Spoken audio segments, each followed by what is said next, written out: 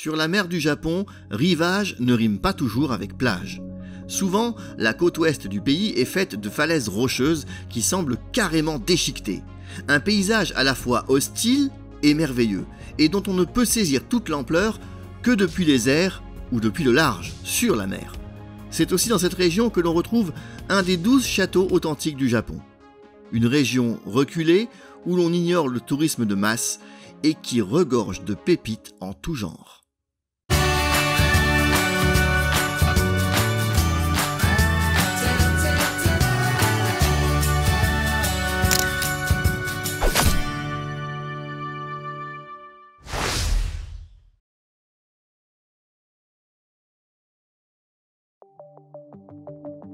Ce matin, c'est à nouveau en voiture que je quitte la région de Komatsu, dans la préfecture d'Ishikawa. Direction le sud-ouest, toujours, le long de la côte de la mer du Japon. Une côte dont j'ai hâte de découvrir le nouveau visage. En effet, après les belles plages, c'est un tout autre type de paysage qui m'attend. Aujourd'hui, j'ai en effet rendez-vous non plus avec l'histoire, mais avec la géographie. Je devrais même plutôt dire la géomorphologie. D'une certaine manière, c'est de l'histoire aussi, mais beaucoup plus ancienne, évidemment. Je me rends en effet au Tojinbo, un lieu qui porte le nom d'un moine qui serait jadis tombé de ses falaises. Le Tojinbo marque pour ainsi dire le début de la longue côte d'Echizen, une côte rendue célèbre dans le pays pour son relief bien particulier, les orgues de basalte. On en trouve un peu partout sur la planète, et cette formation atypique a pendant longtemps intrigué et divisé les géologues. Comment la nature est-elle parvenue à forger un relief aussi singulier qu'on le croirait presque façonné par l'homme?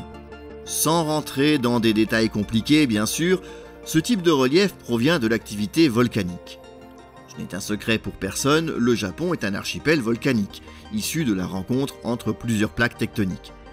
Au fil des millénaires, les séismes et l'érosion, maritime mais aussi éolienne, ont mis à jour ces colonnes de lave refroidies, vestiges des très anciennes coulées qui ont formé l'archipel japonais.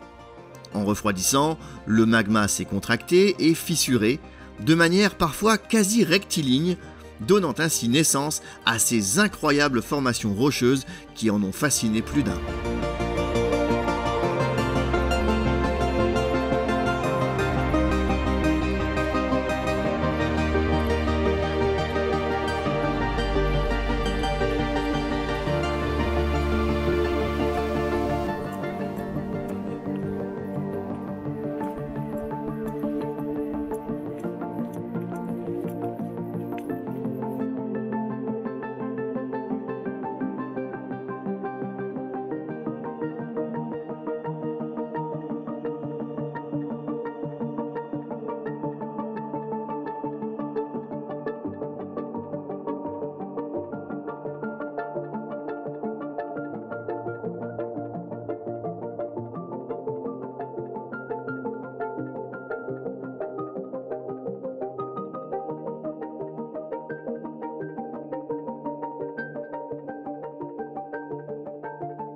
Le spectacle est déjà impressionnant lorsqu'on s'y promène, mais vu du ciel, on profite alors d'une vue d'ensemble qui donne à ces falaises à l'allure géométrique une dimension plus époustouflante encore.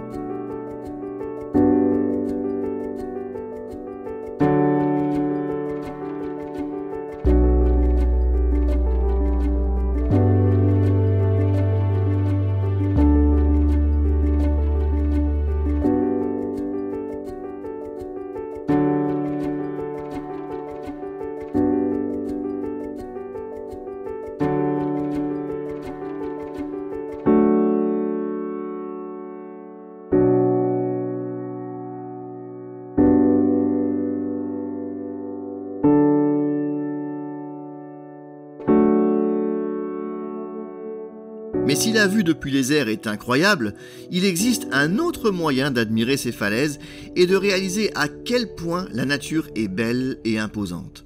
C'est depuis le large. Au Tojimbo, des mini-croisières sur la mer sont ainsi organisées, et elles permettent de profiter du spectacle des orgues basaltiques sous un autre angle. Et je suis clairement venu pour ça. Voir ces formations qui me fascinent depuis des années sous toutes les coutures. Alors, c'est parti pour une balade en mer.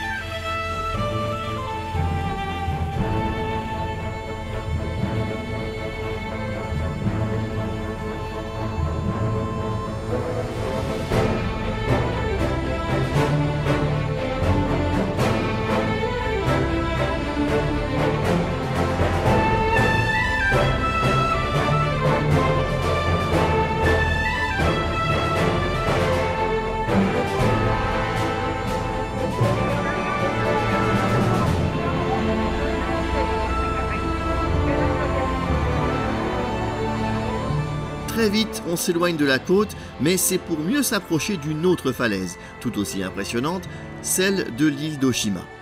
Depuis les temps anciens, cette île est réputée pour abriter les divinités de la mer.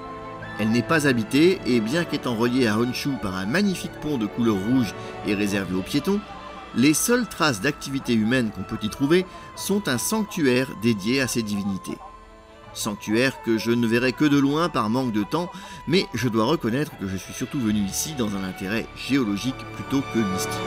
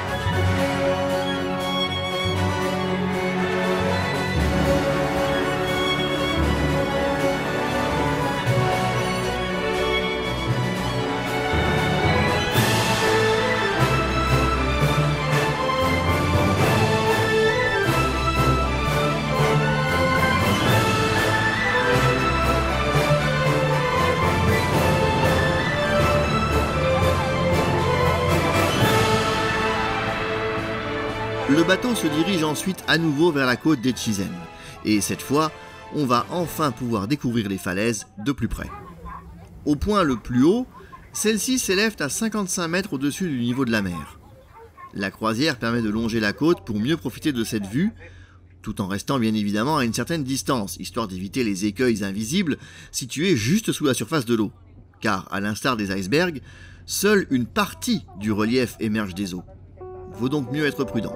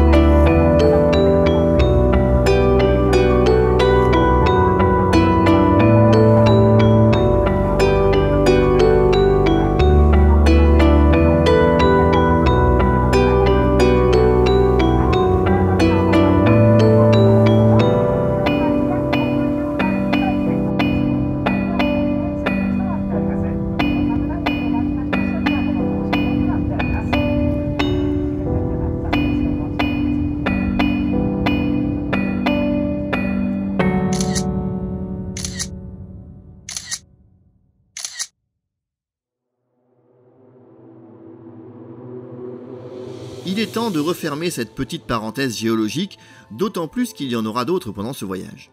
Oh, une ou deux, pas plus, rassurez-vous. Au moins, ça change de l'histoire, vous trouvez pas? Et puisqu'on en parle, tiens, avant de clore ce nouveau chapitre du voyage, faisons une petite incursion au XVIe siècle, pour aller voir l'un des 12 châteaux authentiques encore debout au Japon. En effet, l'un d'eux se trouve non loin d'ici. Il s'agit du château de Maruoka. Et c'est l'occasion d'évoquer la triste histoire d'Oshizu, intimement liée à la construction de ce château. Bâti en 1576, c'est l'un des plus anciens à être encore là aujourd'hui. Et peut-être est-ce grâce ou à cause d'Oshizu. On raconte que les murs du château ne cessaient de s'effondrer pendant sa construction. Aussi, eut-on recours au sacrifice du Hitobashira. Cette pratique d'un autre âge, qui a aussi existé chez nous, peut se traduire par pilier humain. Il s'agissait d'emmurer vivant une personne dans les fondations du château. Et c'est Oshizu, une femme borgne, qui fut choisie. Évidemment, au Japon, ce type de sacrifice était considéré comme un honneur et non comme une sentence. Ce qui, ma foi, n'enlève rien à la barbarie de la chose. Oshizu demanda qu'en échange de son sacrifice, son fils devienne samouraï après que le château fut achevé. Promesse accordée. Mais hélas, non tenue. Car peu de temps après, le seigneur de Maruoka, Shibata Katsutoyo, fut transféré dans une autre province. Et dès lors, chaque année, les douves du château débordaient, inondant les alentours. On a attribué ce phénomène aux larmes d'Oshizu.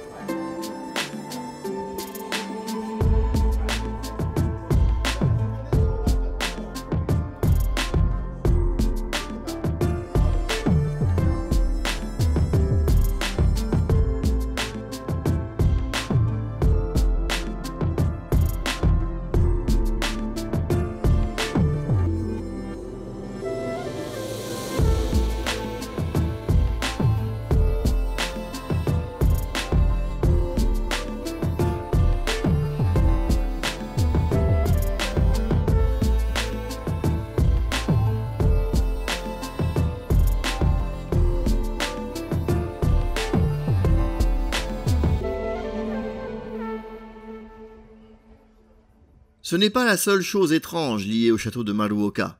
Il fut également surnommé Kasumigajo, le château du brouillard, car on dit que chaque fois qu'un ennemi s'approchait, le château se retrouvait enveloppé d'un épais brouillard qui le dissimulait au regard. C'est peut-être une des raisons pour laquelle il est toujours là aujourd'hui. En tout cas, j'ignore si un ennemi était proche ce jour-là, mais en fait de brouillard, ce sont de gros nuages noirs qui s'amoncelaient à l'horizon tandis que je quittais Maruoka. Et en effet, la pluie ne s'est pas fait attendre, compromettant le reste des visites prévues ce jour-là, en l'occurrence d'autres paysages atypiques de la côte d'Echizen. Je me suis du coup rabattu sur un onsen situé à l'autre bout de la côte. Quitte à être mouillé, autant que ce soit en passant un moment agréable. Et je dois dire que malgré les nuages, la vue sur la mer depuis ce onsen était, ma foi, fort sympathique.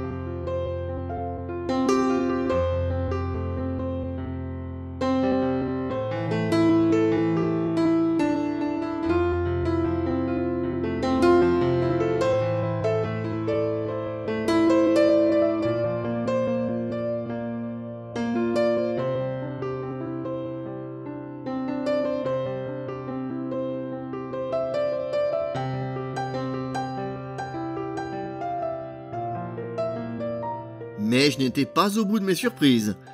En fin de journée, j'ai découvert mon hébergement pour la nuit à Echizen et là, le choc, dans le bon sens du terme.